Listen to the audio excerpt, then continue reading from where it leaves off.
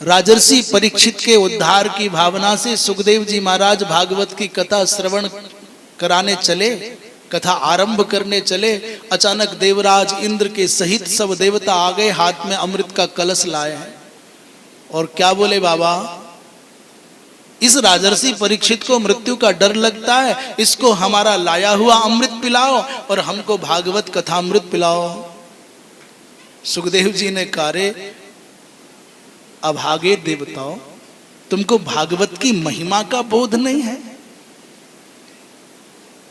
तुमने मेरी भागवत कथा की सुधा का, भागवत कथामृत का मूल्य नहीं जाना, महत्व नहीं जाना और स्वर्ग से लाए हुए तुच्छ अमृत के बराबरी मानने लग गए, लेन देन करने लग गए, विनिमय करने लग गए। ये अच्छा नहीं है। जैसे संसार में कोई चतुर व्यापारी, चतुर बुद्धिमान व्यक्ति कोई अपने मणि के बदले में कांच नहीं ले सकता। को कांचह को मणिर महान, कांच के बदले में मैं अपनी मणि दूं, ये संभव नहीं है। इसका मतलब श्रीमद् भागवत की कथा जो सुधा है वो मणि के समान अमूल्य है और तुम्हारा स्वर्ग से लाया हुआ जो अमृत है वो तुच्छ कांच के जैसा है। देवताओं ने कहा कि महाराज जी कांच के जैसा है, बताए कैसे मिला? इस अमृत को पाने के लिए समुद्र का मंथन करना पड़ा, मंदराचल लाना पड़ा, बासुकी नाग की नेति बनाई और जानते हो हजारों प्राणियों ने प्राण दिए तब जाकर के समुद्र से ये अमृत मिला। इस अमृत के चक्कर में देवासुर संग्राम हो चुका है और उस अमृत को आप कांच बताते हो। तो सुखदेव जी ने कहा, अच्छा सच बताओ, तुम्हारे इस अमृत को पी लेने के बाद में क्या मिलता है? लोग सब मरना नहीं पड़ता, अमर हो जाते। बोले कितने अमर हो जाएंगे? बोले जब तक इस अमृत को पीने से प्राप्त पुण्य का फल होगा तब तक स्वर्ग लोक का सुख मिलेगा, बूढ़ा नहीं होगा और क्या भूख प्यास नहीं लगेगी और झंझट नहीं होंगे।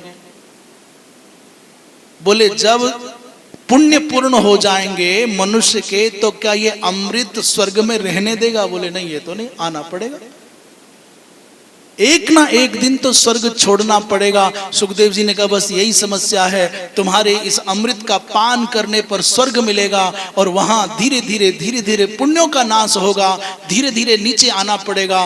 पर हमारी भागवत कथा सुधा का पान करने पर भैया पुण्य नष्ट नहीं होते, अपितु पाप नष्ट होते हैं। वो केवल भुक्ति भोग देता है और ये मोक्ष देता है, मुक्ति देता है, आनंद देता है। भागवत की कथा सुधा में और स्वर्ग से आई हुई सुधा में इसलिए कांच और मणि का भेद है, वो कांच के जैसा तुच्छ है और हमारी कथा मणि के जैसी अपूर्व है। इसलिए अपात्र मान करके देवताओं को खाली हाथ लौटा दिया। इससे सिद्ध होता है कि स्वर्गलोक में भागवत की कथा प्राप्त होती तो देवता धरती पर भारतवर्ष में, उसमें भी सुख तीर्थ में गंगा के किनारे क्यों आते? प्रमाण हो गया कि स्वर्ग में कथा नहीं है। स्वर्ग में सुख के साधन हैं पर भक्ति नहीं है, भाव नहीं है। स्वर्ग में भगवत दर्शन नहीं है, स्वर्ग में भागवत की कथा यज्ञ की चर्चा नहीं है। उसके लिए यहीं आना पड़ता है।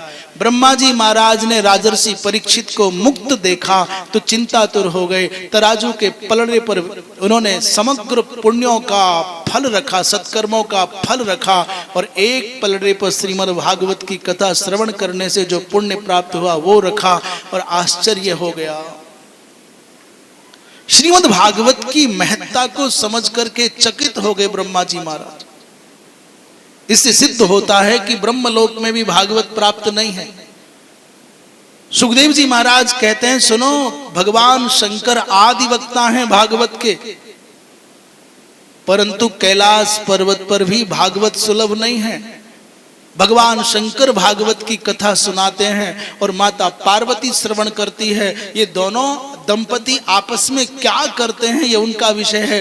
कोई तीसरा यदि भागवत की कथा सुनना चाहे तो कैलाश पर संभव नहीं है। मैंने सुनने की चेष्टा की, मैं साक्षी हूं, तो मुझको मारने के लिए भगवान शंकर त्रिशूल लेकर के दौड़े, इसलिए कैलाश पर भी भागवत नहीं है।